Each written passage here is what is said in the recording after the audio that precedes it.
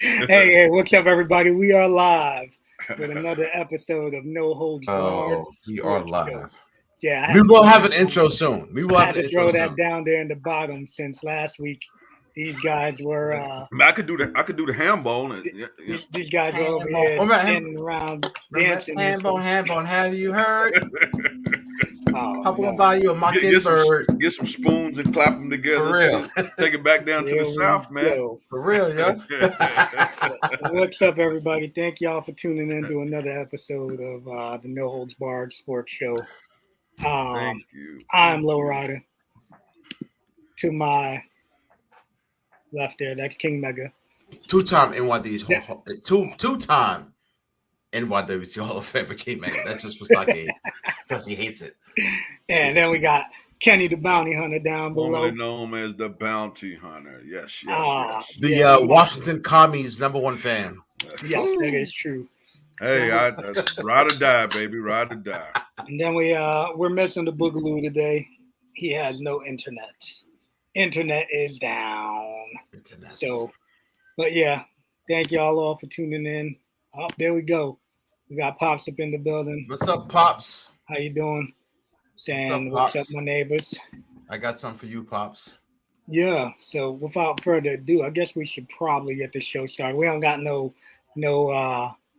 ads to read yet. We got it. We'll get there. You know what I'm saying? Don't nobody want to sponsor a bunch of neighbors. You know? We started from the bottom, baby. Start from the bottom. Don't nobody want to sponsor a bunch of neighbors, but it's all good. You know, getting it off the muscle. That's right.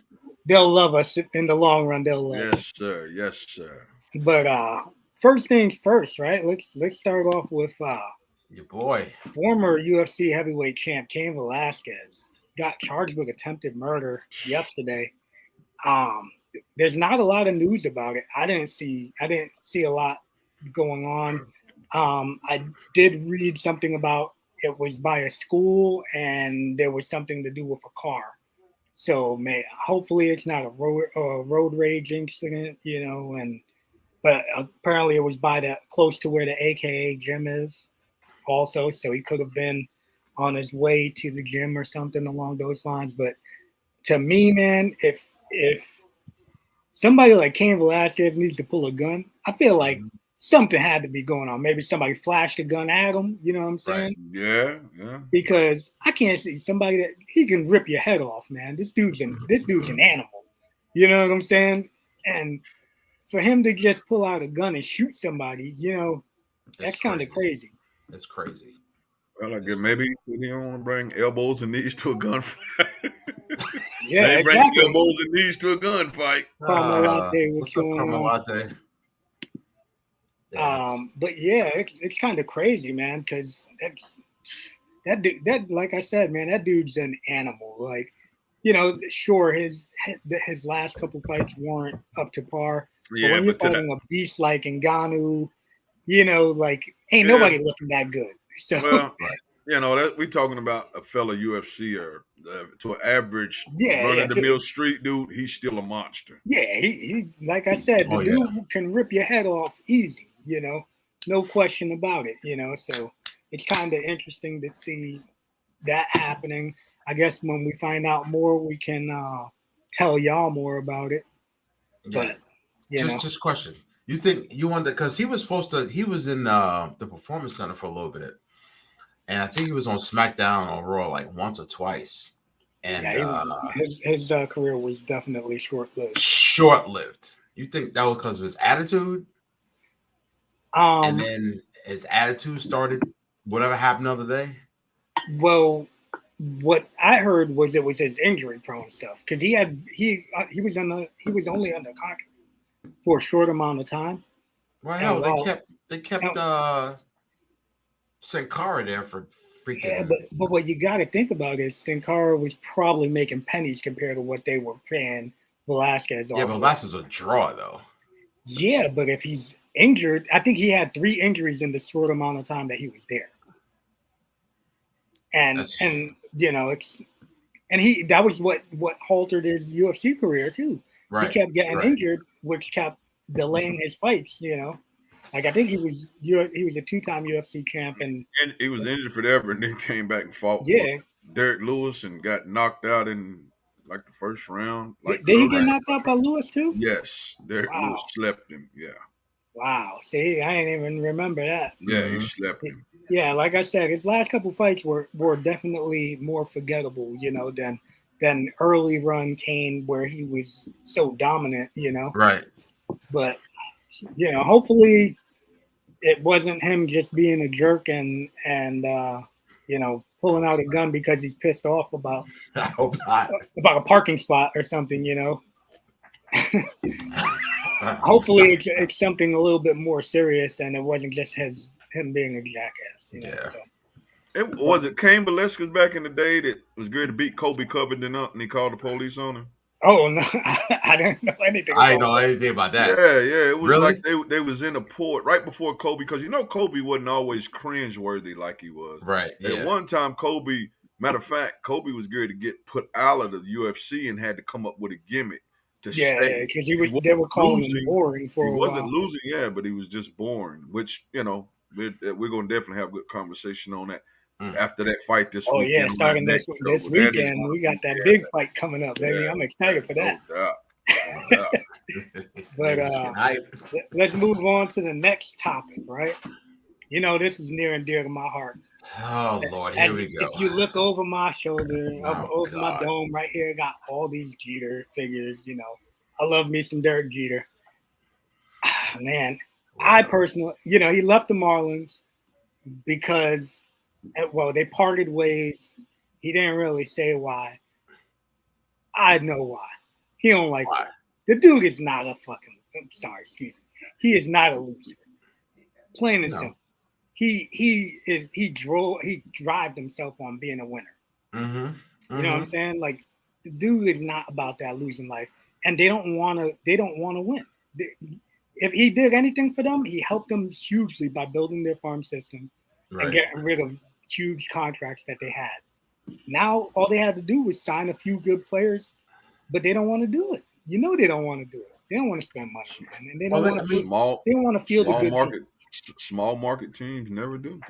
If they have if they have a season or two of decency, and if they don't win it inside of that season or two, they ship all the great Pittsburgh Pirates. Got to go. I mean, they do it. They get rid of them. They don't even wait anymore. Pittsburgh just dumps their guys right off the rip. Yeah, coming back to I wish so, but I don't see it happening. The only way I can see him coming back to New York will be, for on some kind of managerial thing. Jim McKenna, yes, definitely. Mega does hate Jeter. I hate him. And I think Mega might have ran him out of Florida. He's like, get out of Florida. I need to leave Florida. I don't want to be around. Get out. I don't want to be around Mega. I'm tired of seeing that guy's grumpy face every time he sees me. But yeah, like I don't know, man. Like maybe they can make him like a special advisor for Cashman. No, Jeter? He's not going to be. No, not even like. No. I think it'd be tough. Jeter is not Louis Soho. No, I think it be tough to go from being an owner to. He wants to run ish. Yeah. He wants to own stuff and run stuff. He ain't gonna send foot in the Yankees. Get out of here. Hey, maybe these Steinbrenners can do something because I'm over these guys. As y'all notice when you talk that Yankee crap, I just get quiet. Get quiet. So man, I need Boogalou back, man. I just kind of fall back. And I'm not hating on and let y'all have that junk, man. But go ahead, I mean, I think he was like, all right, I'll come here, and then within 5 years, I'm gonna take y'all from here. Oh, we're gonna go from here to here, and this is about winning and making money. Or he said, I need to be a little bit more of a ownership stake in the team. And like, no, that's not happening. So he's like, all right, I'm out. And for his credit, he was like, all right, I'm out. I'm Derek Jeter. I can go get something and turn something else into, turn another struggling franchise into a great franchise. and he has the ego to do it, and he has the resources to do it, and the friends to do it. So I don't blame him. I'd be out too. Like, I'm out. Do you think he will actually go? What franchise do you think he'll end up going to? I mean, take your pick. I mean, obviously he doesn't want to like. Maybe Detroit. No. Go back to Michigan? Nah. I could see him like. He's from Michigan, so he's dealing with the cold weather. But I could see him like doing something with Pittsburgh. With the Pirates? Yep. Yeah. I don't know, bro. I think that's a tough sell.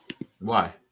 I don't know, man. Why would I want to go to Pittsburgh? There's only 30 teams to begin with, right? I hear you. And then how many teams are in a position where they need someone of his cachet? Like you could think 10 off the bat. That's no. Both New York, Washington, LA.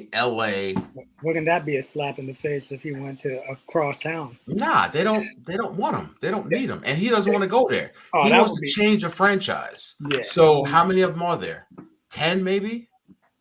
And they're all crappy cities. No offense to anybody, but Kansas City, Pittsburgh.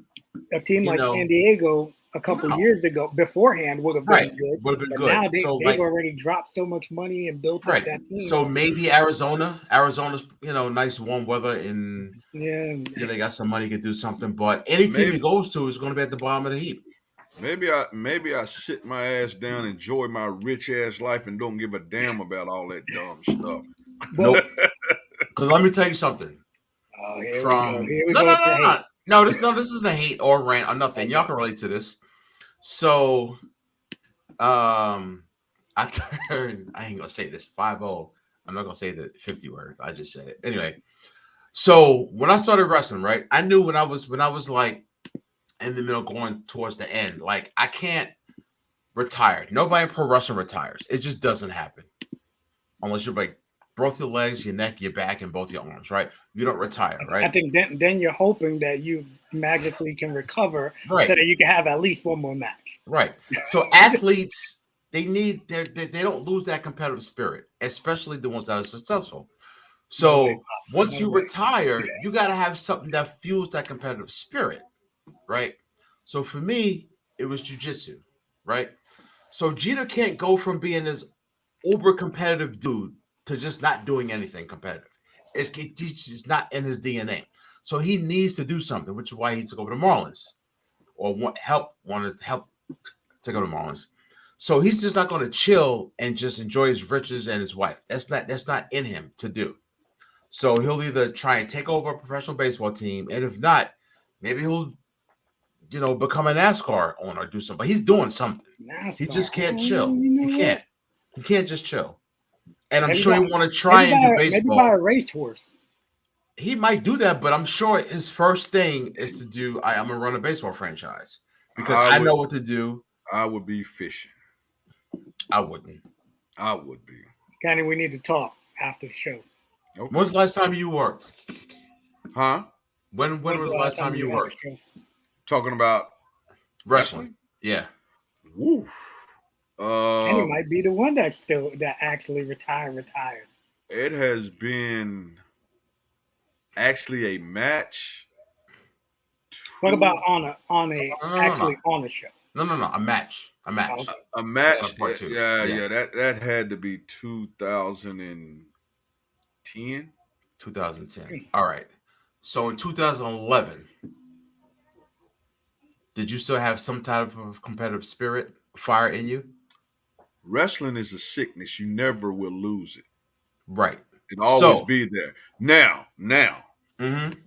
I say that to say this. There is no cure for the sickness, as Roddy Piper let us know. But I did understand that my body and my well-being for what I was doing, I had to come to a end. My where the rush, that butterfly that I got every minute, every time, every hundreds of thousands of matches. Then when I went through that curtain, them butterflies, I just turned that over. I competitive bass fish now. I do tournaments, I ride. I got into Harleys. I ride a Harley, so I just kind of took that energy and channeled it somewhere else. You know, but for far as like you said, you never retire. I think you just step away, and some of us step away and is all right with it, and that's what I did when I stepped away. Now, it was about, I think, about five years ago or so. Chili worked against CW, and he had me as his manager.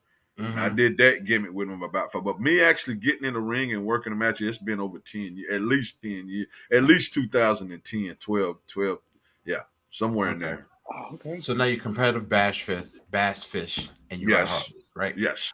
So, and that just makes my point. Jeter needs something, and I think right now his ego is saying, "I want to take over a franchise and bring it to the top." Oh, I agree. That's his main thing. No, I totally agree. You have to do something, because I look at some of these guys that still working, and I was looking on my Instagram and I think at some of the guys and I'm looking at some of these guys and I'm like, good night. Like you said, like, yo, I'm in better shape than this dude right here. That you went there. That's what I was trying to say. Nicely. I'm nicely. I'm looking at some of these like, good What'd night, you say, bro. Sean? I was laughing at myself. What'd you say? Sometimes you look at these dudes and you're like, yo, I'm in better shape than I'm still working out. I'm still keeping myself and I'm looking at. Right. I'm like, this guy. You could tell this guy ain't thought about a gym or cardio. Yes, right. And wearing the shorts, the old school gimmicks, where not the singlets or nothing. I'm like, good night. Yeah. He's still wearing those. I mean, just gushing out. But hey, to each his own. Mm-hmm. Yeah, I see you, Pops. Jeter for president. I'm in. I don't know. I don't know if he's got that drive like for that. Oh God, here we go on the Yankees. I can't. Listen, I can't. Cash has another year to win, and the World Series. If not, Jeter would be. I don't hate that. Actually, as a GM, straight off the rip, I don't hate that. I can see that. The Yankees saying no, but he would have to win. Oh yeah, he can't talk about pressure on yourself. He can't just. I can see that though. I can see that. As the GM, man, I go with Jimmy. I can see that. Yeah, I can see that. He knows baseball. He knows players. Why not? I can see that. All right, hey, I can see that. All right. Now, without the. Oh wait, yeah, let's bring him on. No, let's bring him on. Yeah, let's bring him on. He's been sitting here waiting patiently. In the background. This guy. Oh, he's busy looking at his photographs. Greg. This guy. I don't want to butcher your last name. How you pronounce your last name? Forwerck. That was good, Holmes. That was good. That was really good. What's up, sir? Man's cut me a couple of checks. I've cut him a couple of checks. Mm-hmm. How are you, sir? I'm well. How are you? Thank you for coming on. We appreciate it. I'm good. Thanks for coming on. Thanks for having me. Thanks for coming on. So what's that sign behind you? What are you selling? That's the original Michael Jordan. That's Where's the head of David Thompson. Afro? That's David Thompson. That's David Thompson? Yeah. The original Michael Jordan. Yeah. The original Skywalker. And this is sir. Michael Jordan. Yeah. Let's not get mega upset. He doesn't like Jordan either. Hey, that's too bad. It's too bad. He knows that Michael Jordan is the man.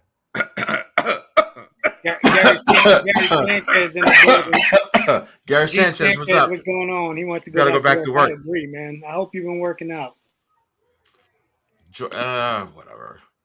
So we'll get to that in a minute. So Greg, let me ask you a question. If you had to start, I know you can answer. If you had to start a franchise, would you start it with Jordan or LeBron? Jordan at 50?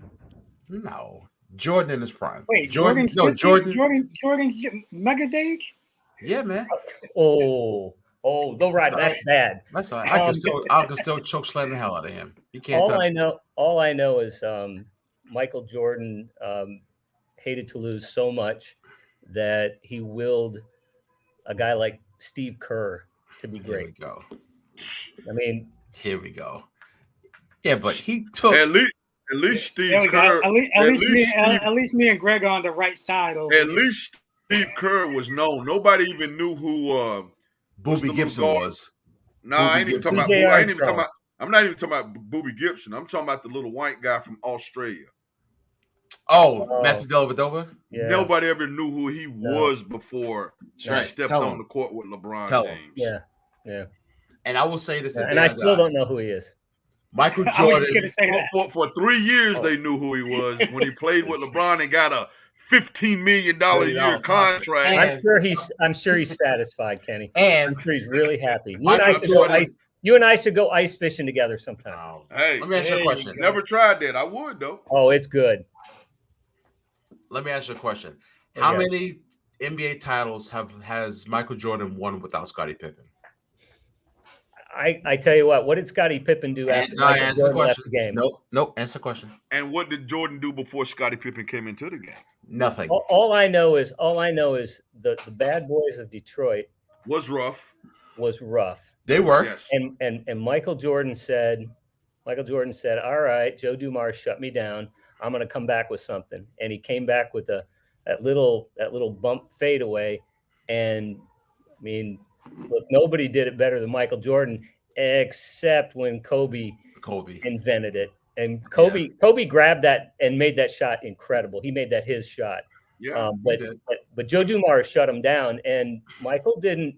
He didn't whine about it. He just freaking reinvented himself. I felt like he was amazing. I got to photograph him many, many times, and it was just. I bet that was amazing. Amazing. Man. Don't get it twisted. I respect the hell out of Jordan. Think Jordan a great player, and but it's just hey, everybody has their own. Likes to add their own. Yeah, has their own thing. Likes to add their own sauce to their coffee. Yeah, this is true. So welcome to the show, Greg. So before we get into like the question and answers or just interview portion, our next topic we're going to talk about was probably what is going to be after this year the number 5 favorite sport, or most popular sport in America, baseball. And this mess that we're going through. So give us your thoughts on what's transpiring, or what hasn't transpired, I should say, as far as the CBA goes, and lack of an agreement. Well, I don't have anywhere to go for spring training. That kind of bums me out. That's true. I mean, this is 33 years in a row, and I'm shooting hockey and waiting for a phone call. So that's frustrating, and I know it is for the fans too. You could talk to people, and they're always saying, "Well, I spend a lot of money just going to a few games every year, and these guys are millionaires and billionaires and all that stuff." And I mean, it's way more complicated than that. Yes, it is. Because there's some long-term stuff, and I feel bad for the way Major League Baseball pulled the rug out from under a bunch of minor league baseball teams in the Appalachian League and shut that league down.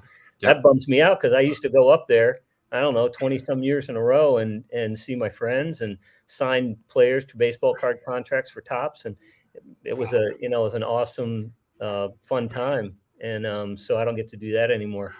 So anyway, I don't know. I can't, it's hard to comment on something you don't know very much about. I just know that people are frustrated and would love to see an agreement laid out here really, really quick so we can get back to America's game. Yeah, because I don't know if you heard, but they canceled the first two series. Yeah, the first 2 series. Yeah. So, yeah.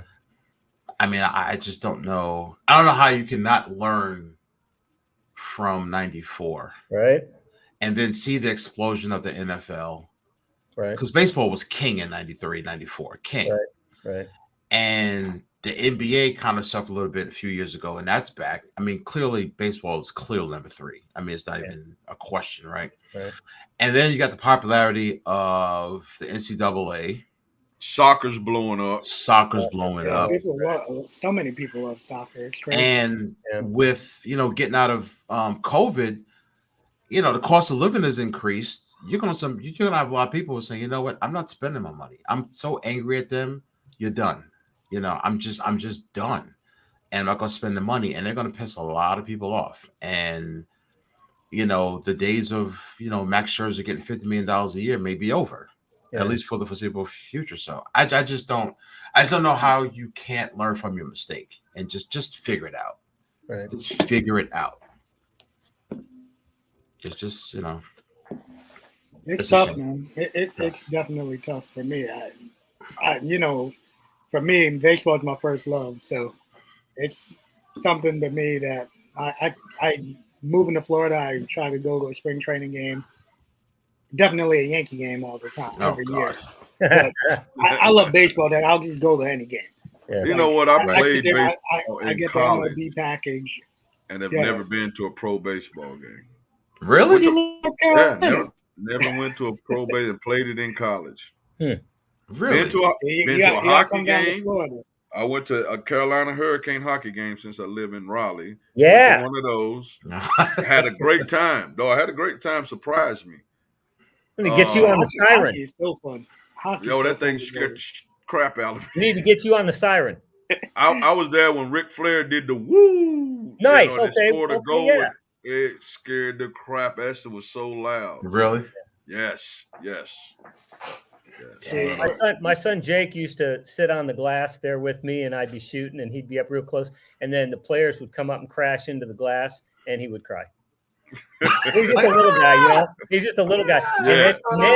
And then he picked up the camera and started shooting games, and he was probably 13, 14 years old, and he would be shooting games, and one time he was, because we have a hole cut in the glass, he had his camera up there and he was shooting, and players came into the glass, and he kind of stayed there, looking for the shot, and a guy's stick came through the hole. Oh, and took his hat off. He's like, the blade went right here. What? Wow. He took his hat right off.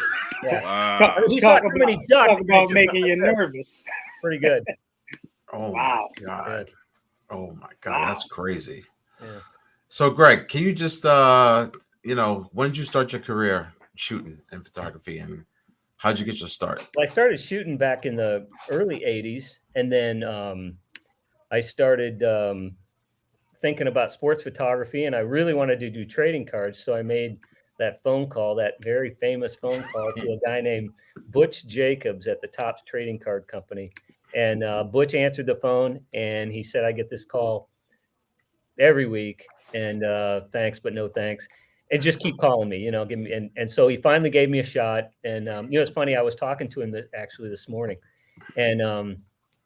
and we were talking about how he used to pay me by the roll, and me, I wasn't going to just shoot pictures. I mean, I was sort of like, I wasn't going to just burn rolls of film. Right. So I think the first shoot I did, it was like 7 or 8 rolls of film or something. He paid me like $10 a roll or some kind of deal. And, man, I'll tell you, I got the bug, and I couldn't stop. I just had to keep doing it. And Butch kept answering the phone and finally started hiring me to do a lot of work, and I'm still doing stuff for Topps 30 some years. Nice. And that's how you met that guy? That's how you met me. That's how you met that guy there? Oh my gosh. Yeah. You know what? Holmes and I spent a lot of time together on the road. We actually slept in the same bed, Holmes. Do you remember that? Yes, I do. did. We were at a courtyard. Yes, I did. Up in Grand Rapids, Michigan. At a WCW event. Yep. Wow. I guess Charles was probably in the house that night too. Yep. And anyway, Holmes and I, we've done a lot of events together. We used to go to the Coliseum in Los Angeles. Remember we played football in the Coliseum? Played football in the Coliseum, yep. Yeah, that was fun. Fun. Hey, who was MVP of that game? Do you remember? No. Me. Right here, buddy. Greg's right an athlete. Here. Greg's an That's athlete. eager. Yeah. Anyway, but yeah, playing in the Coliseum, boy, that was something. I really wish we had columns up there, and I really wish we had like camera phones back then, because there's Right. so many things that we have. It's good we have in our memories, but I'm sure like everybody, all four of us, did crazy things, and I regret so much of not taking photos with guys that I was in the locker rooms with. Yep. Because where I was trained, Johnny was like, don't be a mark, right? And I'm like, he said, if you take pictures with the boys, you're a mark. I'm like, oh, all right. So we're back there and we're like, I'm like, man, I think one of the only pictures I really have with somebody was Eddie Guerrero Wow. And I didn't even take it on the show that he was on with me. I ended up taking it when I went to Ring of Honor with my brother that day. Well, Eddie was a really good dude. He was in that WCW group when we were working. Mm-hmm. Yeah, so you got to do WWE and WCW also when. Well, we did. Well, I did WCW when it was Monday Nitro.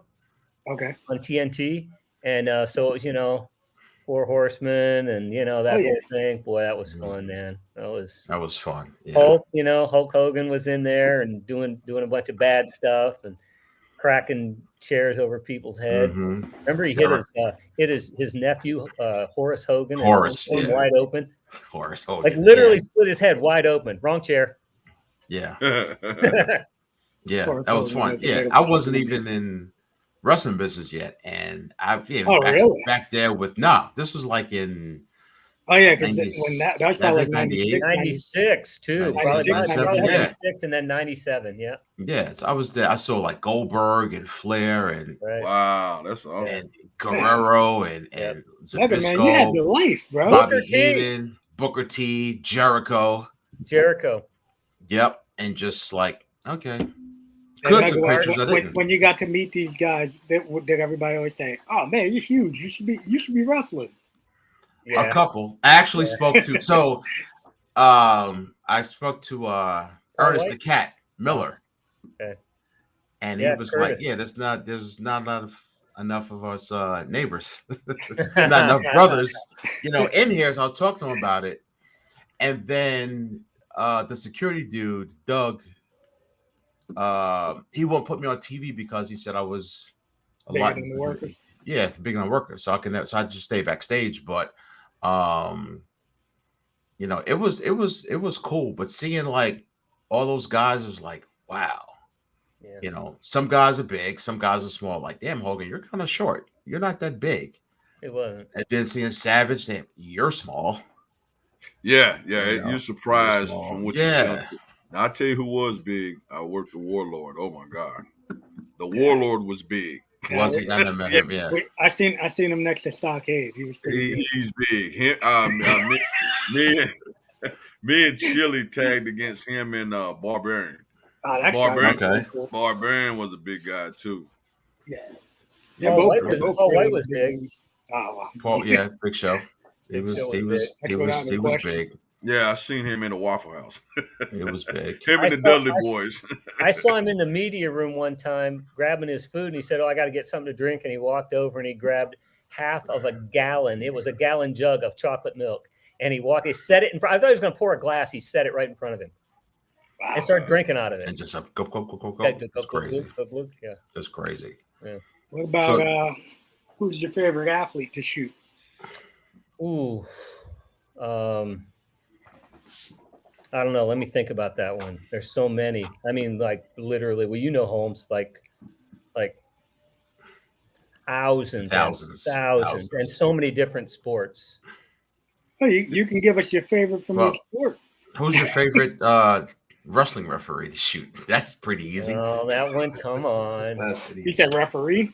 Yeah. Woo! The little Nate boy, Charles Robinson. We had sushi last week in Charlotte. I see him. Yeah, it's funny. We kind of ebb and flow. I'll see him regularly for a little bit, and then he'll get on the road, and I won't see him for a couple of months. And I try to keep track of him. But so, is there anybody you can say you shot that you didn't enjoy without getting yourself in any trouble? There's more really great guys than there are guys that are less desirable. So for instance, a lot of people would have said, in baseball, well, when you photographed Barry Bonds, I bet that was not good. But I got to tell you, Barry Bonds was so much fun that he said he would give us 30 minutes to shoot. And so I set up 5 or 6 studios on the field on an off day, waiting for him to come out. And he walked out and he said, "What's all this?" And I said, "It's for you." And he said, what kind of gear do you use? And I had already done my homework because I knew he was a photography nut. So I said, I use the same stuff you use. And he named a model. At that time, it was, like the best Canon camera out there. And I said, yeah, I got one of those. And he goes, all right, so when you shoot your stuff, shoot it, and then take my camera and shoot the same thing on my camera. And I looked at him, I said, how come? I said, I could burn you a CD. This was back in the CD days. And he goes, man, I don't want to wait. And I just realized, oh, you know what? It's on. He's messing with me and all that stuff. And so 2.5 hours later, he was like, hey, what else do you want to do?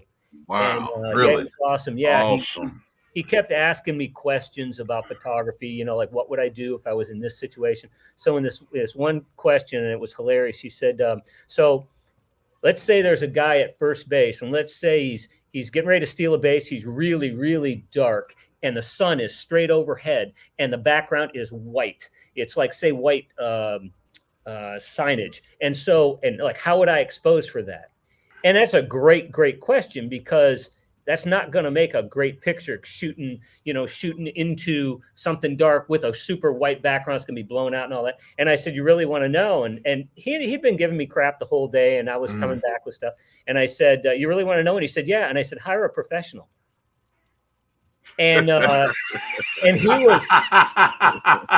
he laughed about it just like you guys are. And I'll tell you what, every time I saw him after that, he would come over and talk to me. I'd had a lot of photographers tell me what an idiot he was. And I would say of all the ball players that we worked with in those days, it was always the sons of major league players that were the most difficult, because they had seen so much, and they'd gotten used to people, getting in there all the time, and they just kind of acted like, I don't have to be polite. I don't have to be nice and all this kind of stuff. And I honestly think it was more of an awkwardness. You know what I mean? Like just like almost like Griffey was. He was one of those guys who would start yelling at you. Josh. Oh yeah, Josh Hamilton. Yeah. He would start yelling at you to get the camera out of his face, and then he'd come over and start talking to you. And it was so weird. So I was, he used to rip us all the time. So I was in the third base dugout, and I was shooting Griffey at the plate. And oh crap, baseball player, a pitcher came over and sat next to me, and he said, you got to get a good picture of Griffey. And I said, man, why does he always rip us all the time? Why is he always yelling at us and getting in our face? And he said, man, he's just messing with you. And I was like, well, I don't know. It doesn't seem like it, And so Junior hits a bomb. This guy gets up, goes over in the dugout, and starts high-fiving him and doing a dance. He had it all choreographed. And I was like, crap, man. I just said that to Junior's best friend. And so like 2 seconds later, I'm behind my camera. I'm shooting the next guy up, and somebody gets right in here next to me. And I look, and it's Junior, and he goes, man, I'm just messing with you. And I was like, oh, wow, that was cool. That was really cool. Well, that's cool. At least he wasn't a jerk. I haven't really heard too many bad things about Griffey over the years. Everybody has bad days. Yeah. And but I think some of those guys, people are always in their jock all the time. They love to get into your head when you're standing there in the on-deck circle, and you got – you're sitting in the second row for the first time in your life. And, if you want to start jawing, I've heard people rip baseball players so much from that, that really close. And it's the first time they sat there, it is, because they wouldn't talk to them like that if they were there night after night. Mm-hmm. So anyway, and I think it's kind of disrespectful. And I mean, these guys are just doing their job, and, whatever. Mm-hmm. I've seen ball players do more nice things being in that position. I saw Junior one time, looking at this guy in the seats real close to him, and his daughter, real little, was sitting there, and he said, you're my daughter's favorite player. He says, is that right? And she was all shy, and she put her head down. She said, yeah. And when the game was over, I watched him run straight in from center field, got a bat out of the rack, and walked over and handed it to her. Wow. He thought about it the whole game. Wow. Like he knew that was what he was going to do. And I thought, that's the kind of stuff that you do when you're in a position where you have a nice platform like that. So They say I actually have a ball up here that Bernie Williams tossed my dad after my dad after being out in center field. My dad was talking to him in Spanish, and I was like, why are you talking in Spanish to him? My dad's like, he's Puerto Rican. I was like, he's Puerto Rican. Yeah. And then he starts talking back to my dad in Spanish, and I was like, what? Yeah. And then my dad ended up talking to him. My dad asked him like, hey, you want some water? Like he's really gonna drink water, you know, from us out there in the bleachers and stuff. But then, like, he was throwing the ball. He comes over. He's like, hey, your son want a ball? My dad's like, yeah. Threw it up, caught the ball. After the game, he actually signed it. Super cool, man. Nice. You know, for me, that's like one of them things that I'll never forget. You know, it was 90. I think that was actually 94. Like, I think the 4th of July or the 5th of July, 94. I went to back-to-back games. So nice. It was one of those 2 days. Expensive. Yeah, it was like freaking $8 to go back then and sit in the bleachers. Amazing. Yeah. I remember I used to cut school and go. Because it was cheap. You know? Yeah, it was cheap. Yeah. It was cheap. You cut school, you go, and you know, nobody thought anything of it. Now you gotta have money. Who's been your favorite NBA player to shoot? I would have to say Muggsy Bogues. Really? Yeah, because I could post him up, you know. Yeah, you can. No, I couldn't actually, because he would strip me. I loved Muggsy because Muggsy would change a game when he came in. I know when he came back from a long knee injury, and he came back on the court, crowd went crazy, and he hadn't ever played with Glenn Rice before in a game. And when you play a game, you switch gears. It's a different gear. And he came the length of the court, and it was no look pass, and it hit Glenn Rice right in the chest. And but he was able to get a handle on it and still put it in the basket. But it was so awesome because I felt like I knew what Muggsy was doing. He was gonna, penetrate, draw somebody over, and then dish. And so anyway, and Glenn's a hell of a 3-point shooter, but he was down low, and Muggsy saw him and just quick dish. And so loved photographing Muggsy. Yeah, man. True story. My brother was no longer in Charlotte because of Muggsy Bogues. He was at the preseason playing for the Charlotte Hornets. Is that right? And it was the year after Muggsy had got hurt. Oh. And he was so popular they couldn't just cut him. So they told that like 93? Something, yeah, somewhere in there. And they told my brother, they said, wasn't that early, wasn't that late. I mean, it was after that because Anthony Mason was there. Rice. Mace was there and Vlade. Yeah. And they told him, they said, well, if you stay in the States, we can't just cut Muggsy because of who he is, but we have to make this right. 2 weeks later, after my brother left, they traded him. And but that was just Charlotte Hornets story. Muggsy's still in Charlotte. Is he? Yeah. Is he? Okay. Yeah. He could be mayor if he wanted to. I believe it. Do anything he wants. Yeah. I believe it. Wow. What about on the football field? Oh man. I loved the guy that we always looked for to photograph was none other than Barry Sanders. I mean, Barry Sanders, man. Wow. I would have loved to see a game. He would go all the way to the right, and most times when a play would go to the right and you're on the left side, you'd be like, okay, let me look downfield, or let me look for an opportunity to get maybe a linebacker or a lineman, because you never get linemen, you're never going to get a good picture. But Barry would always come back across the grain. Remember, he would always come back. And nobody could do that like him. And you'd get pictures of him, jumping over people. And I made one time of him jumping over at linebacker for the Bucks, Brooks, Hall of Famer. Brooks. Yeah. And anyway, so I would say, it's got to be Barry Sanders, right? I mean, I would have loved that myself. Yeah. I was a big Barry Sanders fan. I remember him back in Oklahoma State when he was killing. Oh, yeah. So I asked Megan about this earlier with you. I know I've seen, over the years, there's times where the photographer will be posted up trying to take a picture, and you see it looks like guys will intentionally knock them over. Have you ever had anything on like the that baseline? happen? Yeah. Oh yeah. Chris Webber got me one time at the Garden, and I was on ESPN, and you could see slow motion. My arm came up, and I'm like, "Hey, that's my wristwatch."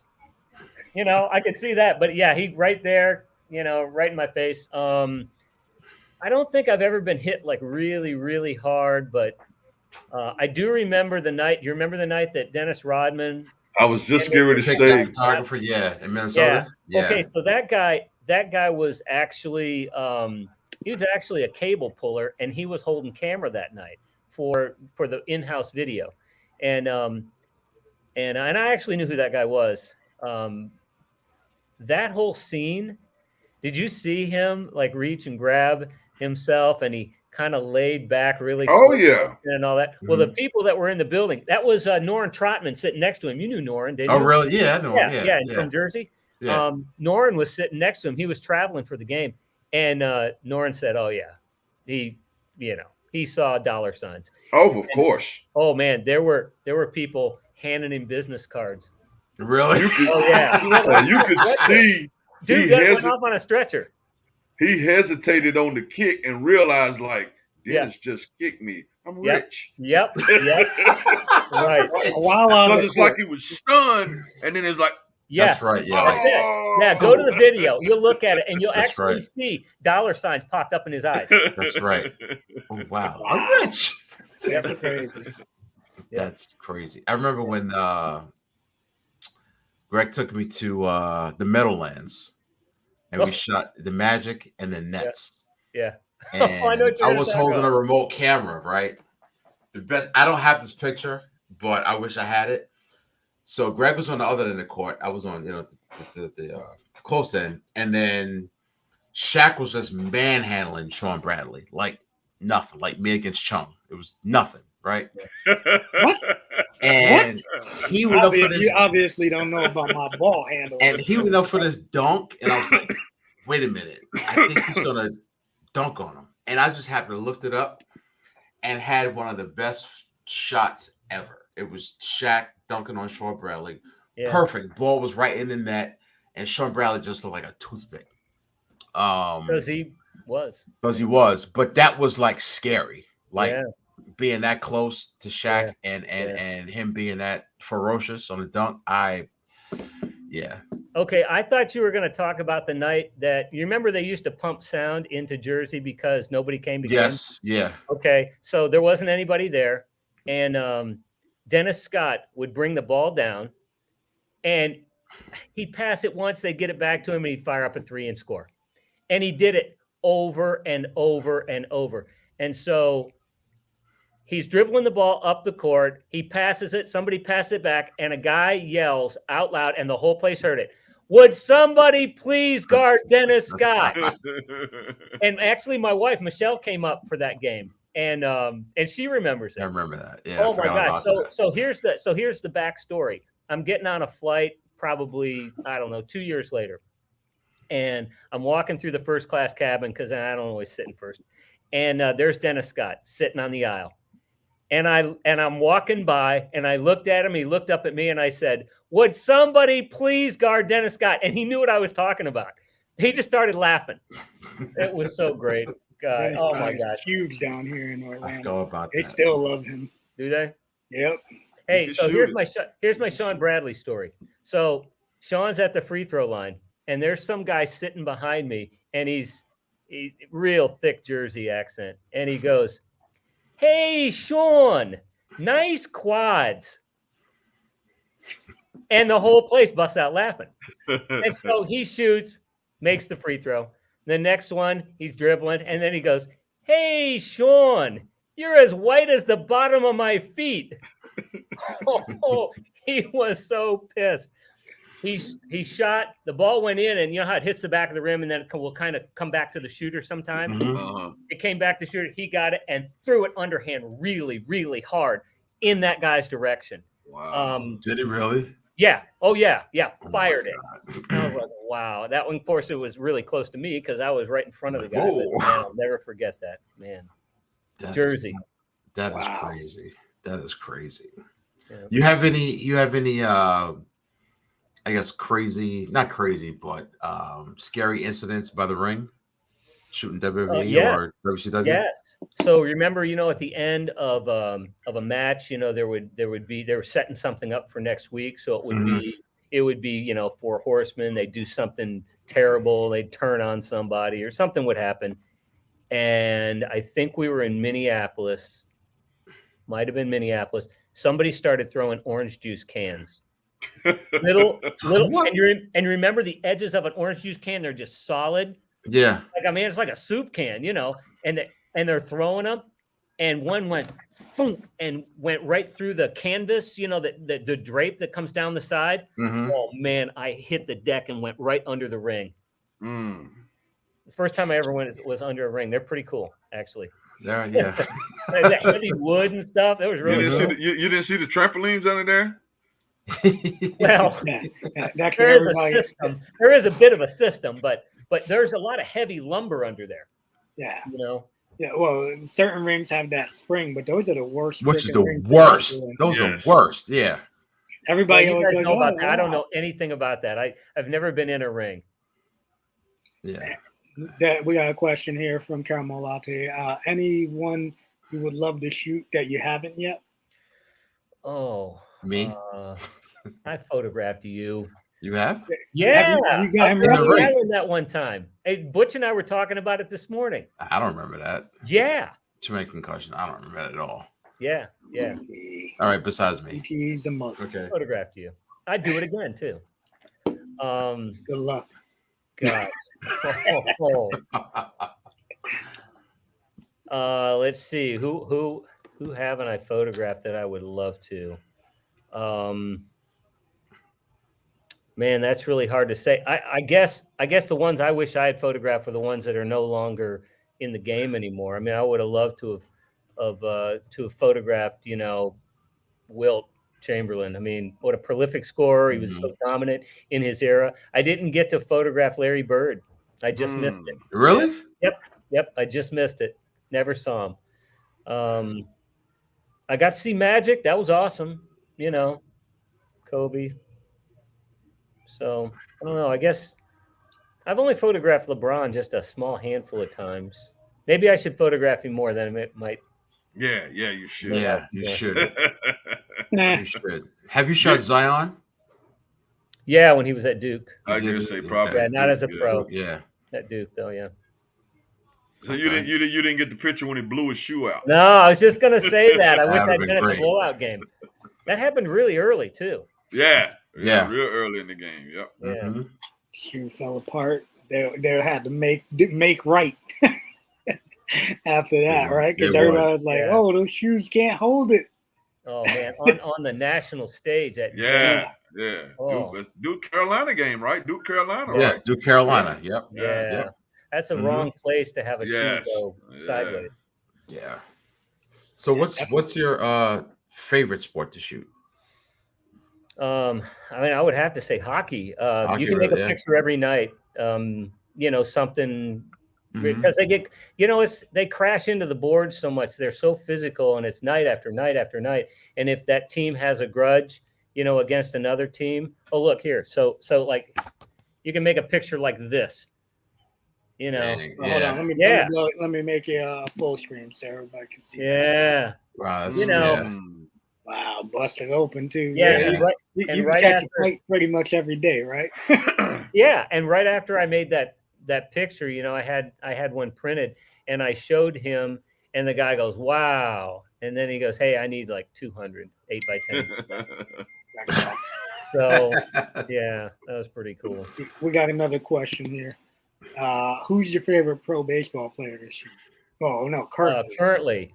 Oh, I gotta say that's probably Mike Trout.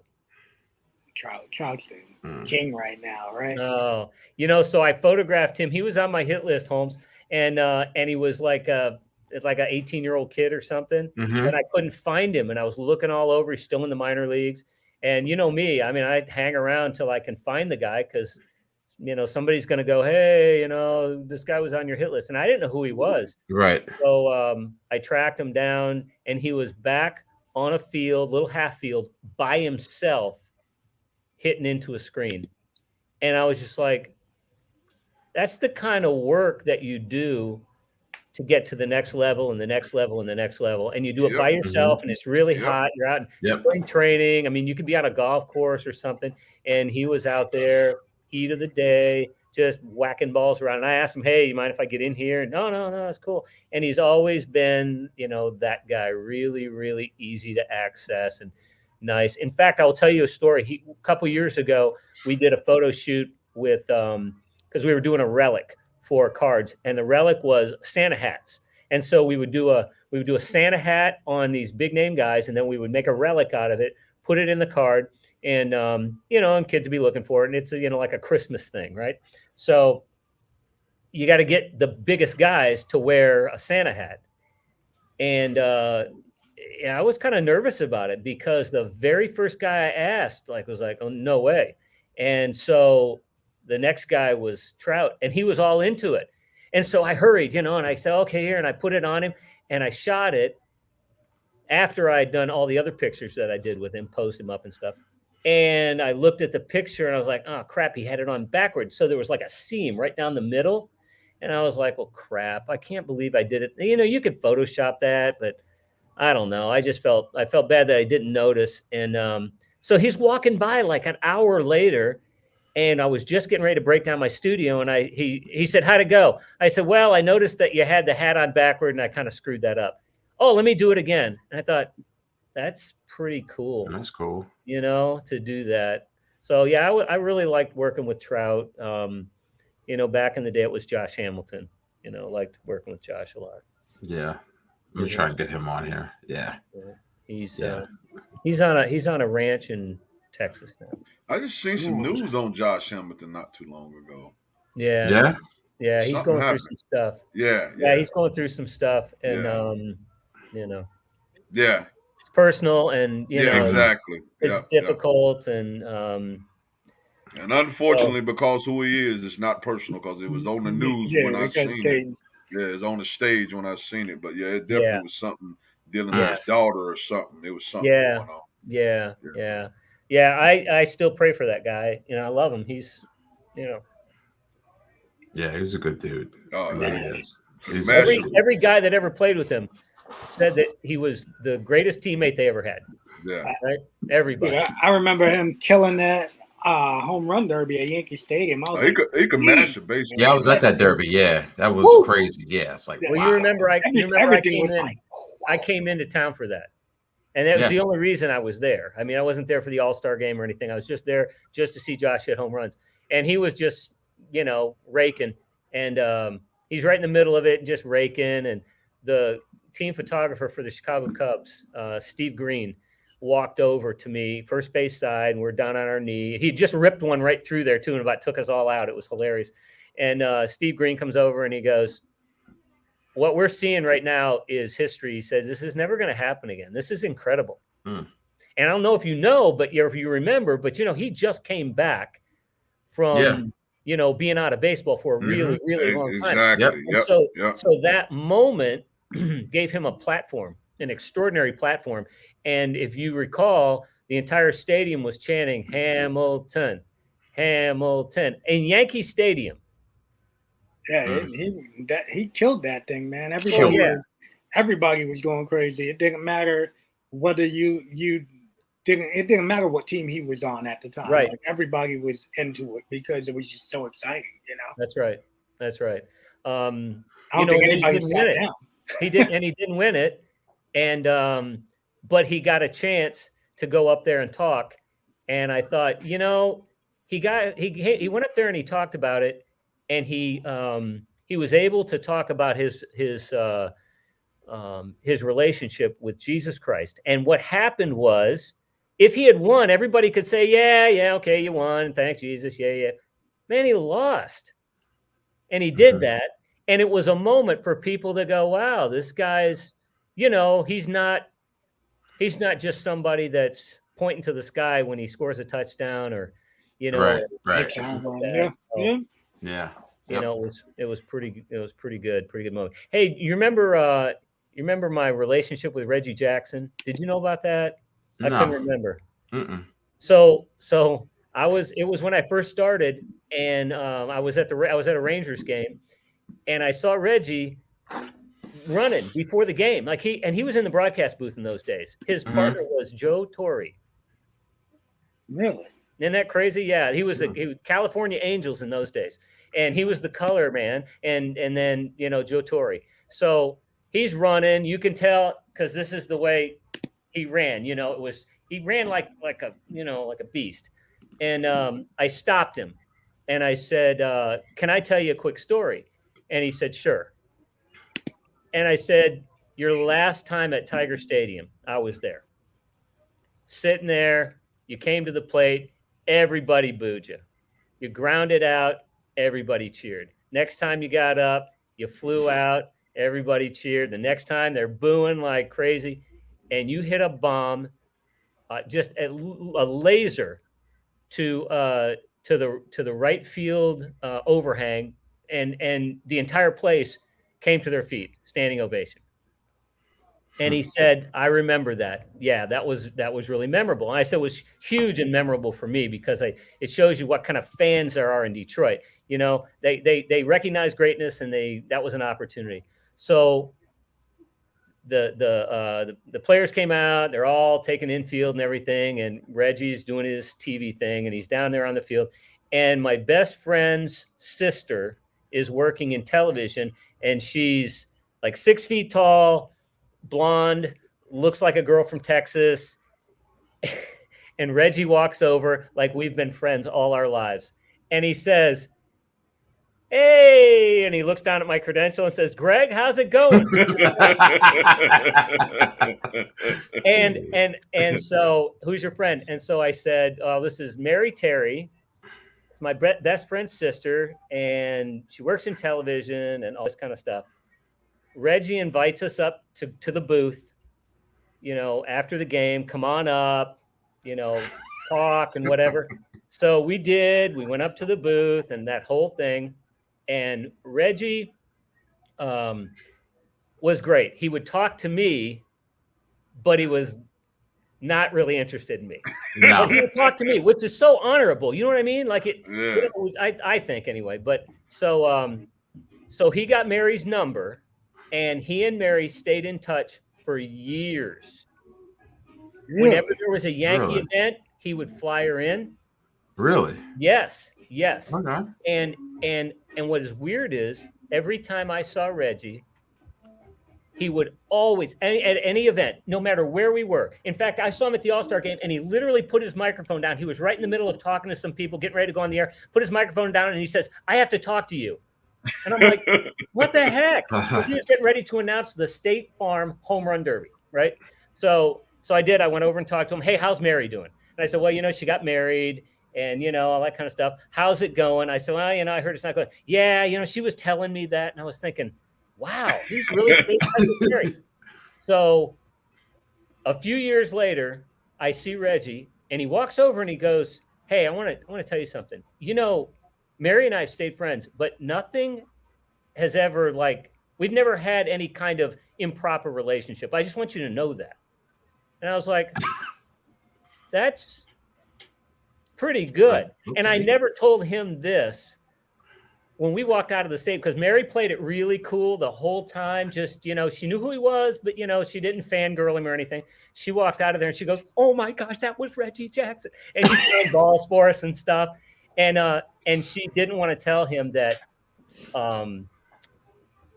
his brothers are like Houston Astros fans, and other one's a San Francisco Giants fan, and she was a Yankee fan because of Reggie. Because she was a little girl when he played.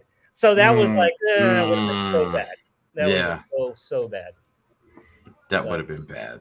Yeah. Well, hey, you know what? Hey, let me ask you a question. All the autographs back there, who's the coolest one that you got going on back there? Well, this is my office at PNC Arena. So anytime somebody comes in this office, I have them sign the wall. And Let's see. I've got some hockey players. There's a couple of defensemen. A guy named Glenn Wesley. Glenn actually lives out in Utah now. He's in Park City, and he used to live here in Raleigh. And we've become friends. And anyway, he signed that. I think. Let me see. In 2008. Wow, a while ago. Anyway, so yeah, he's probably the most famous one. He never went to the minor leagues, man. This guy played in the NHL. He was the second. Yeah, he was the second pick that year. He played for the Boston Bruins, and then he went to the Hartford Whalers, and he came here and won a Stanley Cup, and it was great. Wow, it was awesome. Yeah, it was an awesome moment. Were you in Raleigh when they won the Cup? Yes, I was. Yeah. Yes, I was. I've been in Raleigh since probably been in North Carolina since '96, and I've been in Raleigh since about between Durham and Raleigh since about 2000.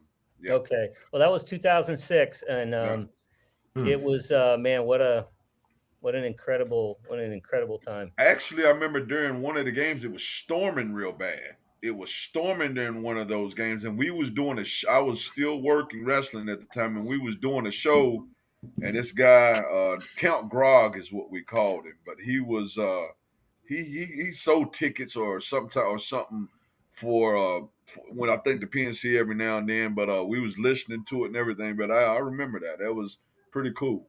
That was pretty cool. I was here. That might have been the time I got snowed in here for 2 days. It was something that happened that it was bad weather during the playoffs. Yeah, I don't know if it was during the playoffs, but there were actually 3 NHL teams in this town stuck. Okay. Yeah, it was pretty because one had come in to play, another one came in for the next game, or maybe was leaving, I don't know, and then us. So there were 3 NHL teams in this town. I don't even think it was snow. I think it was just like raining real bad. I don't think it was snow. Yeah, I think it was just like a storm, some kind of rainstorm. But anyway, rain wouldn't have stopped me, but snow definitely did, because they don't know how to handle snow. I definitely was here. In North Carolina, you get 2 inches of snow. It's a blizzard. It's a wrap. Oh, this was something. It's a wrap. So the Embassy Suites down there on Harrison? Yeah, I was stuck there for 2 days. Wow. We ate that place like empty. Do you live in North Carolina now? I live in Charlotte, yeah. Charlotte, okay. Yeah. Okay. Yeah, and I drive up here to Raleigh for games. Okay. Yep. Well, we got another little segment that we do called Shoot or Work, where we go off. You know the wrestling term shoot or work, or no? Shoot or work? No, I don't know it. Come on, Greg, really? But tell me now. So shoot is when something's real. Like you end up seeing somebody getting punched in the nose, their nose gets busted, you see blood the hard way, as opposed to a work when somebody cuts themselves. You know? You know. So does that happen? Did people really do that? You don't do that. That's up for debate. That's up for debate. But we got a couple topics here. So basically, we go off. We're going to pop up a topic, just scroll across the bottom. If you think it's going to happen, you're going to say it's a shoot. If you don't think it'll happen, you call it a work. Yeah. All right. And our first one, Matt Olson will be the Yankees' opening day first baseman. I'm going to call it a work. Really? I think they're going to ask for way too much, and the Yankees are not willing to give up a Volpe. I think they're going to want Volpe, Jason Dominguez, one of those two included in the deal, and the Yankees just can't do that. I just can't see it happening. I want Jim McKenna to comment on this. Hey, Dominguez is the man. There we go. There we go. Right here, we got Gary Sanchez says he says it's a work. He's expecting. It's that scoop right there. I want to know who you got, Gary. I'm with Gary. I'm with Gary. Really? Yep. They want too much, man. You can't give up. Like it's done. Listen, Matt Olson's great. Don't get me wrong, but you can't give up an 18-year-old Jason Dominguez, who everybody's comparing to Mike Trout. They say he's got Mike Trout power. Plus, he's got a great arm, great glove. Like you can't, And then Volpe is supposed to be our shortstop of the future. Maybe if they'll centerpiece Peraza around the deal, who's our other stud shortstop that we have, maybe. But man, like there was so much around. Sorry, I can't think of his name. Glaber. So much around Glaber, and he just did not. He was not the man when it came to being a shortstop. Leave him at second base. He's done great, But that's what I got. I think it's a shoot. You think so? Yep. You think the Yankees are willing to sell their farm for it? Mm-hmm. Because unless they're willing to go take a little bit less, man. The Yankees got some good prospects, but because I don't think they'll be, for some reason, I just don't think they'll be in the Korea market. They got to make a splash, and I think they want to get rid. They're tired of Luke Voigt. You know what? And they got to get younger. So let's. And I think that's a part two. I think our next person is going to be the big splash, but. Oh, Jesus. And I don't think I got a feeling that Aaron Judge is gone after this year. I don't see it. I really do. I just got a feeling. You can go to the next one. Piss me off. All right.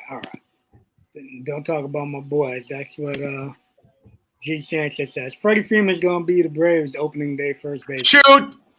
I'm gonna say the Yankees are going to make y'all spend for him, bro. Y'all gonna come out pocket for him big time, but I think he is going back to y'all. I cannot see y'all giving him up unless somebody comes in with a ridiculous offer. If he is on any team but the Braves, I actually may shed a tear.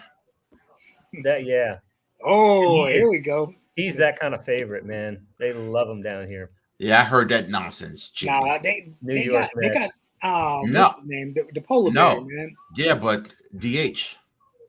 Oh yeah, they are. DH. Yeah, so I heard that he may go to that the Mets will make a push for him. Ooh, hey, you know what?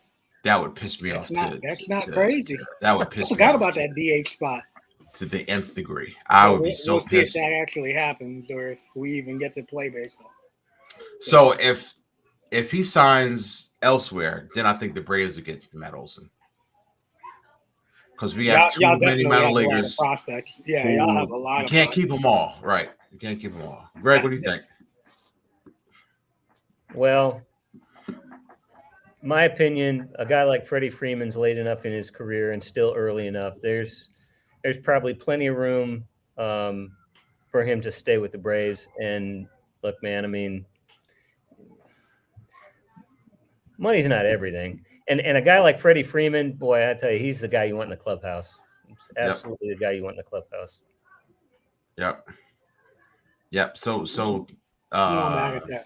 Fun fact, I first met Freddie Freeman with Greg in San Diego at the Aflac High School All-Star game. Who else was there? That year, it was him, Jason Hayward. Wasn't Harper 16? No, he was after. Harper was after. Well, I shot a picture of him in catcher's gear.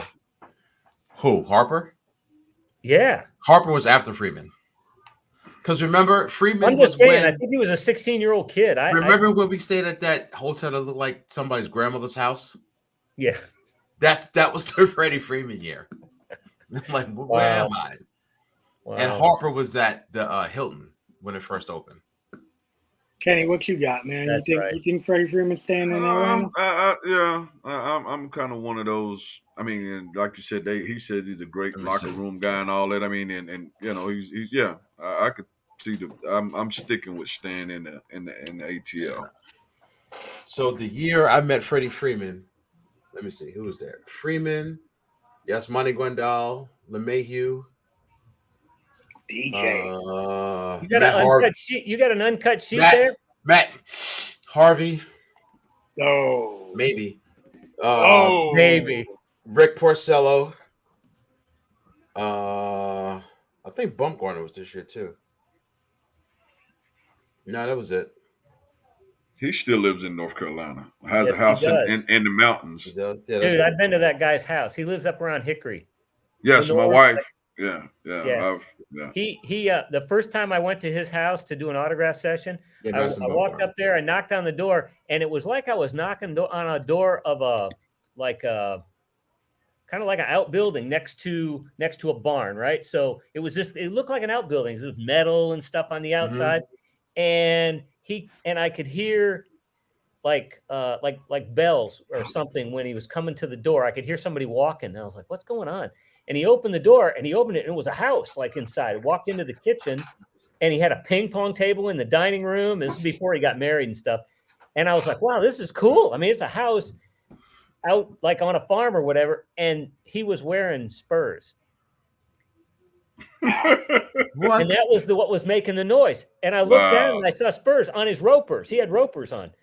And I said, hey, what's going on with the rope? He said, oh man, I team rope on the weekends, and like, do the Giants know this? Like, are they? And this was before he'd won some World Series and Cy Youngs and stuff.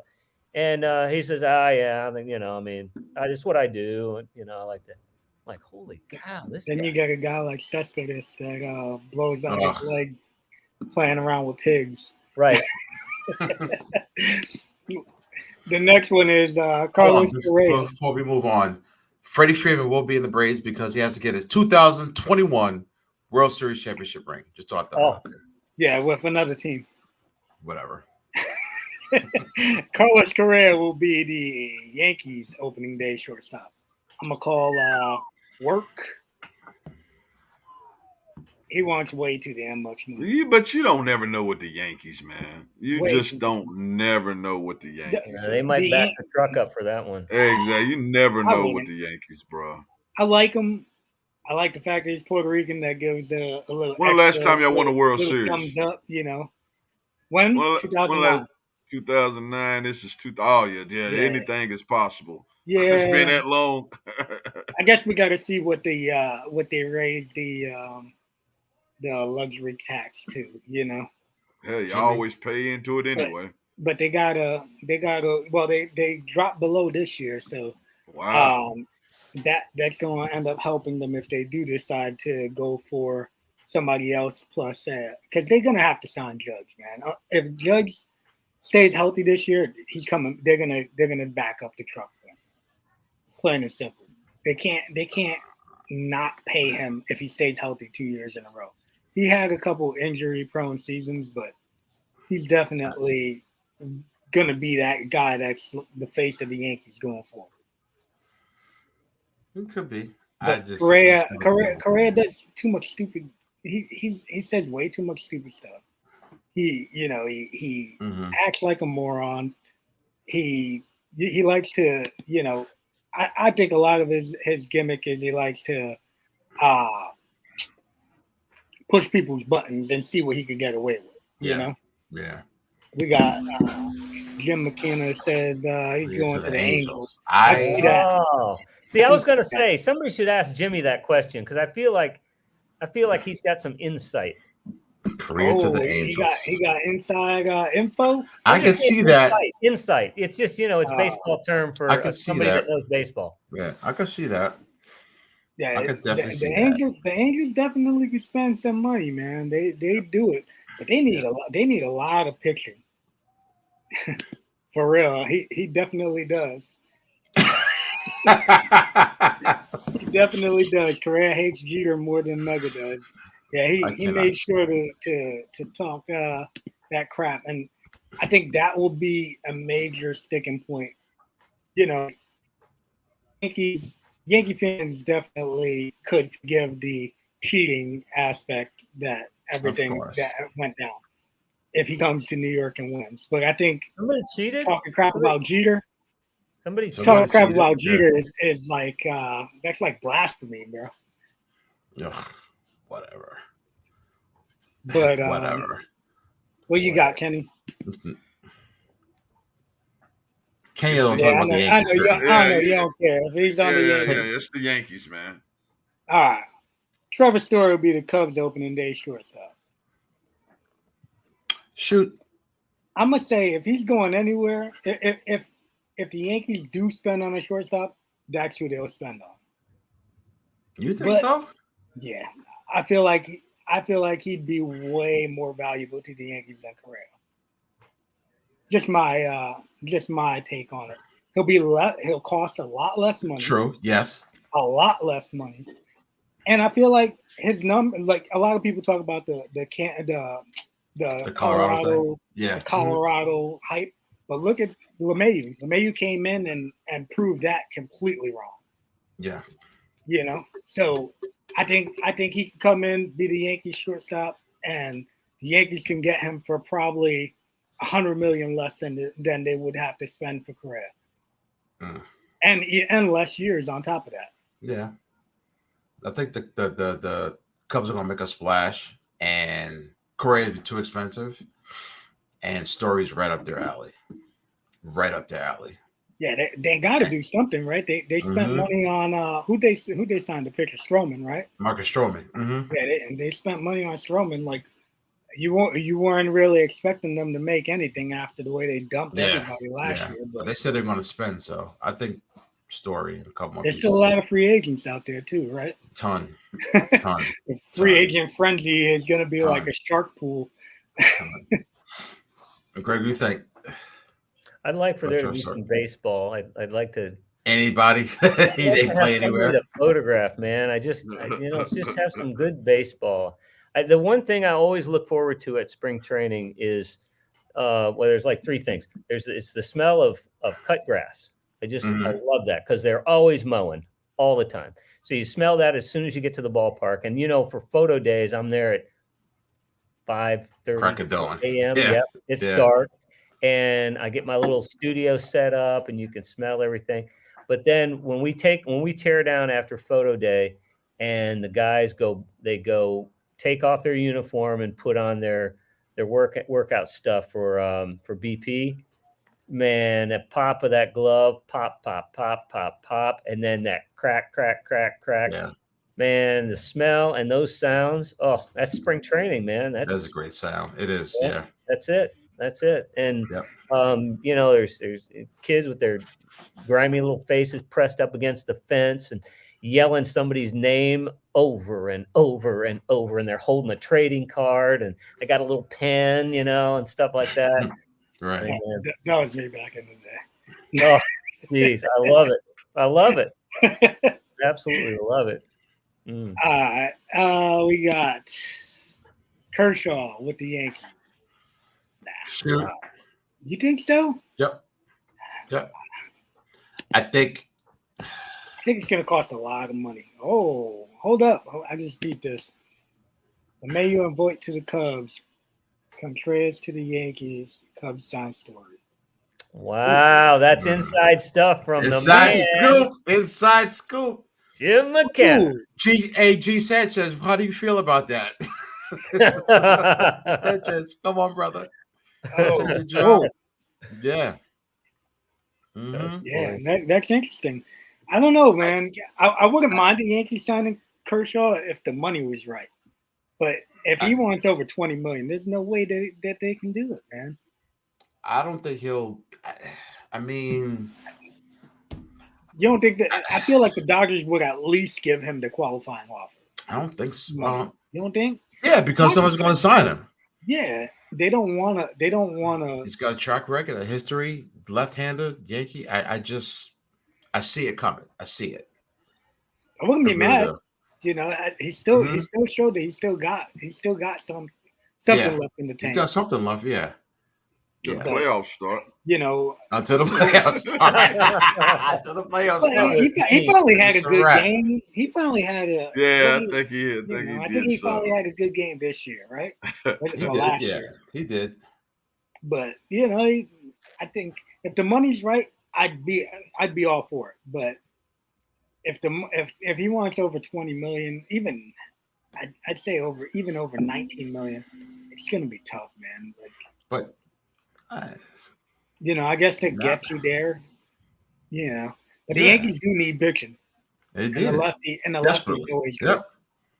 So I can see them overspending for him. But if you think about it, right? Fucking what's his name?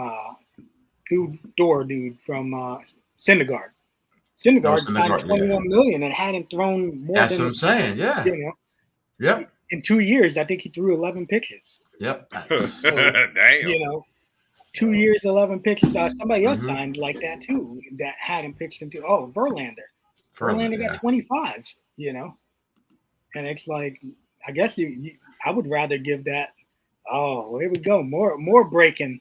Kershaw to the Braves. Wow. I don't want to see that. I don't want to see Mega smile. My man, Jimmy. My man. Only smile I want to see is after a fly ball hits Mega in the teeth.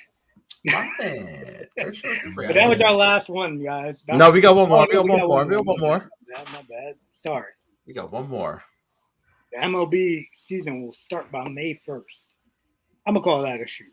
May 1st, definitely. I say it's a shoot. I say they're going to start spring training in April. So I should have said April 15th. No, I think they're going to start spring training in April. Yeah. Greg, what do you think?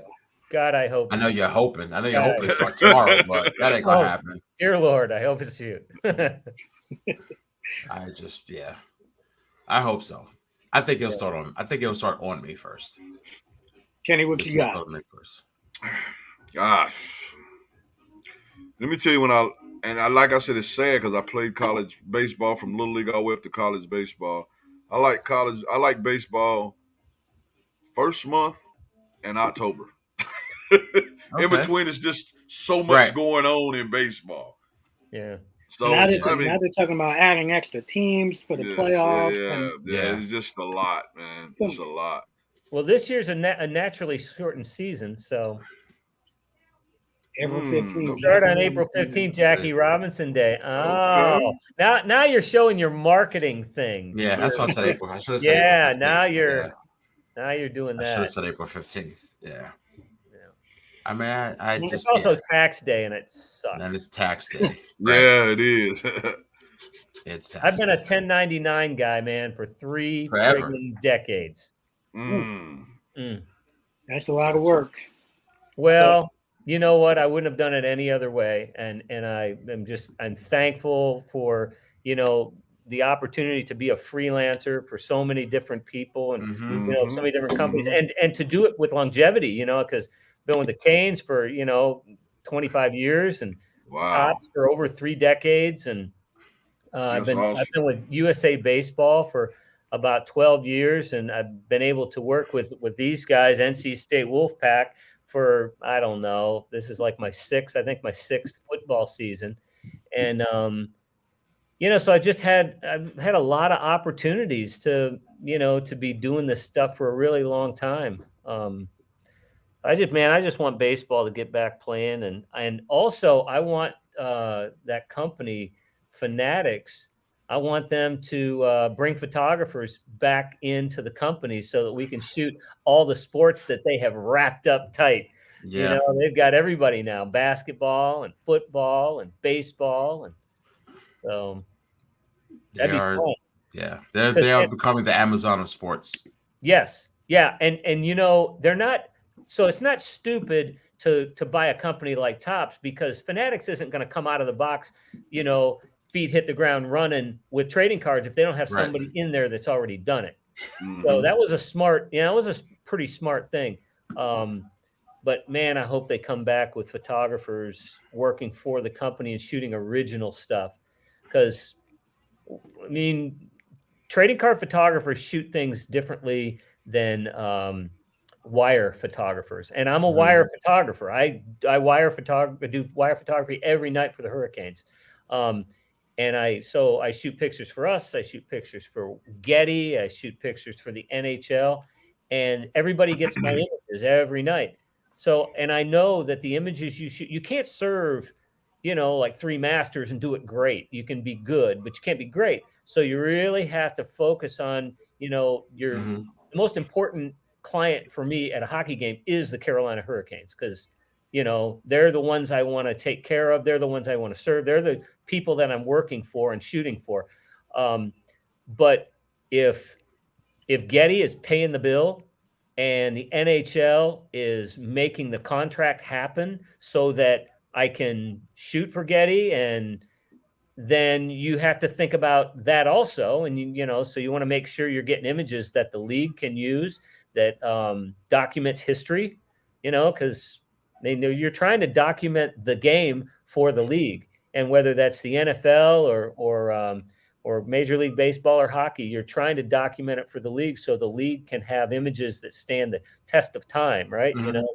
The pile-up shot at the end of the game when the team has just literally bled on the ice, and they lay down in the ice with that cup and sweat and cry and, all that stuff. I mean, so you're shooting pictures for that. And it's not for a trading card company, but it could be for another client that the league has, and it's certainly for the team. The team's going to have that up in a multitude of places. So, wow, that's cool, man. Well, thanks for coming on, Greg. I think we have Chung, I think we have one more question. Let's go. Yeah. What? Come on, Chung. Oh, in the comments. In the comments, come on, bro. My bad, bro. I'm like, what are you talking about? A new producer. Listen, man. What was your favorite editor at Tops? Hold on. So you're killing me with that one, because I've spent the night with 2 editors at the trading card company. Really? Tops. You get around. I have. I know. I'm not cheating on you or anything. I will say this: I've had some pretty great relationships. Thanks, Caramel Latte. With thank you. With some people at the Tops company, and I mean, you guys are like family, Like when I said something to somebody the other day, I was having a conversation with them. I'm actually shooting some MLS for the new Charlotte FC club. Oh, that's cool. I just did their media day and shot that for the team. Shout out to my friend Taylor Banner for getting me in on that. That was awesome. And so, when I was telling this story, I was telling him, hey, I could call this guy, Butch Jacobs, and this is the guy that hired me. This is the guy that gave me my first chance, to shoot professionally and photograph sports. And so I said, I could call him right now, and he'd pick up the phone and he'd say, free work. That's the first thing he'd say. And I maybe wouldn't have talked to him for a year, maybe that long. Mm-hmm. And so I called him this morning, and free work, first thing. And man, that's just family. I swear I can't think of any person in my professional career that I want to be able to honor, That's cool, man. Yeah. Very cool. Good stuff. And I gotta tell you, I've had some really, really great dinners with this mega guy and that guy Butch Jacobs. Yes, yeah. We crushed some Italian food in New York City. Yep. I don't know, it was about 3 years ago. 4 years ago. Yeah. 4 years ago. 4 years ago. Was it? 4 years ago. Yeah. Yep. Oh my gosh. You remember that? You remember all that food that came out? Yep. And ate it all. Oh yeah. Yeah. I feel like you got your share.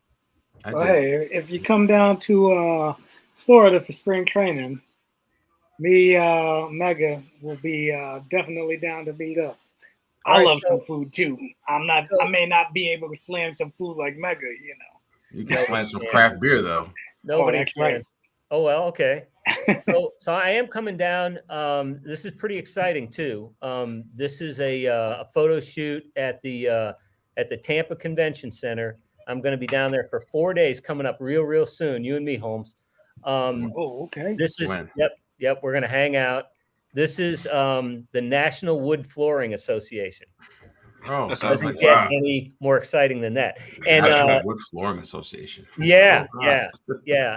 You know what, man? I really love working with these guys. I've worked with them. This will be my 6th time. Gary Sinise, the actor, musician, he does a lot of stuff with Wounded Warriors. So he'll be there this year again. And he might have the Lieutenant Dan band there, which is awesome. He plays. Oh, that's cool. Yeah. That's pretty cool. I mean, they build, so they like build houses for Wounded Warriors, and they upfit them and get them right. So anyway, and that's one of the things the National Wood Flooring Association does. And they hire me every year to be able to come out for this expo, and it's an awesome, opportunity. But it's in Tampa, and I get to see Chris Holmes. And cool. That's cool. Free trip, so that'd be well. cool. Being a fellow Gulf War veteran, that sounds excellent. Yeah, cool, man. Yeah, they're great. They're great. I love working with them. That sounds great. Yeah. So that sounds great.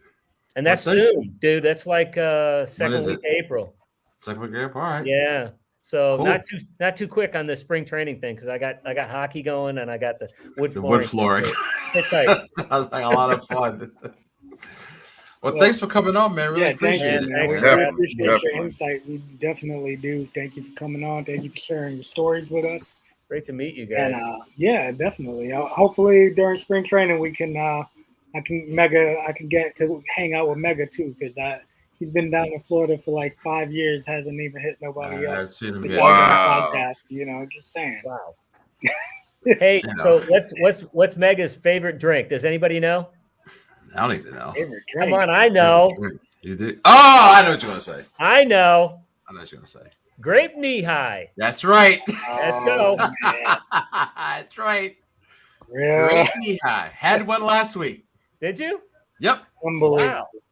Pretty good. Great. Unbelievable. Love it. Yep. Love Ice them down. Get them good and cold. I know Kenny's like, what this neighbor? Knock them down. Grape soda. That's right. I'll just stay away from that comment even on that. Just my experience with knee high.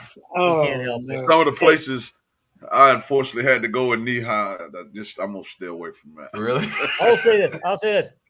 Holmes can put down some red Kool-Aid too, because we went and ate some barbecue one time in Hollywood. That's right. Yes. Is that what he asked for? Well, they serve it. I mean, it's just they serve it. Pitcher. They bring a pitcher out, and they just keep bringing them. And here's the thing. So this was our rookie premiere. We would go out there and for the NFL, and we bring a couple of NFL players with us. And if you brought like a Giant, a New York Giant, then the guy that owns the place, who's a New York guy, he's a Yankee guy and a Giants guy, he just buys. He just takes care of everything. And you literally sit down, you do not order. He just starts bringing giant platters of food stuff. Yep. And just starts bringing them. Yeah. And it's every kind of, burnt meat you can think of. And sides. Remember the banana pudding? Banana pudding. Yeah. Dear Lord. It's great. And so, and he just, and then pitchers and pitchers of Kool-Aid. Yep. So, yeah. Got cut the grease with something. The Kool-Aid bring back memory. I probably ain't drunk Kool-Aid since like 2009, 2010. Kool-Aid's the greatest. My pop says Kool-Aid. My pop says he'll be there too. Come on, Pops. Come on, Pops. All right. Well, guys, let's wrap this up so we can get this. I got to get some sleep. Tired. Yes. But thank you for coming on, Greg. Hopefully, we can have you come back on again, maybe after the baseball season starts. In July. Yeah. Yeah.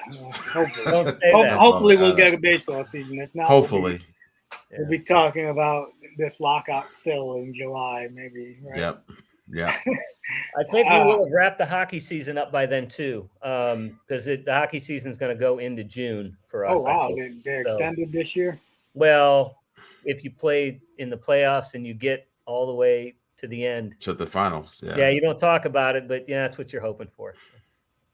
So. All right. Yeah. Well, without further ado, hopefully we will see everybody next week. Thank y'all for tuning in. Thanks for tuning in. Somebody tell somebody. And hopefully next week we'll have our intro. Yeah, I got to work on that, man. I'm sorry, I've been slacking big time. The intro. Thank you, T-Bird, for tuning in. Do appreciate you.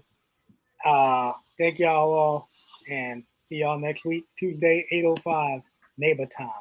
Peace.